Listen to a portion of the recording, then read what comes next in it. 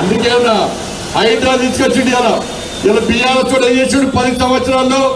అలా సల్కాన్ చెరువులో MA party కాలేలు కట్టుకుంటే ఇలా కబ్జాలు చేసి కాలేలు కట్టుకుంటే వ్యాపారం చేస్తే వాటితో పార్ట్నర్షిప్ పెంచుకొని బీఆర్ఎస్ పార్టీలు పొట్టు పైసలు చంపారు.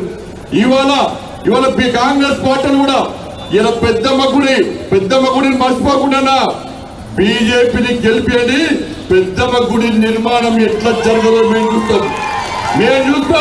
అదే కాంగ్రెస్ పార్టీని గెలిపిస్తే ఆ పెద్దమ్మ గుడికి సంబంధించిన 11 ఎకరాలు ఎంఏ పార్టీకి రాసేయడానికి ముందస్తు అగ్రిమెంట్ జరిగిందన్న విషయాన్ని జూబ్లీహిల్స్ నియోజకవర్గం గుర్తుంచుకోవాలి.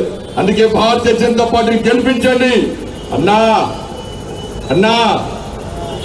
జూబ్లీహిల్స్ అడ్డా ఏ బిడ్డ ఇది కిషన్ రెడ్డి అడ్డా, అవునా కదా? ఈ MA party BRS party Congress party పప్పులు ఉడికాయి. ఇక్కడ గెలిచేది మా లెంకల దీపక్ రెడ్డి గెలుస్తాడు.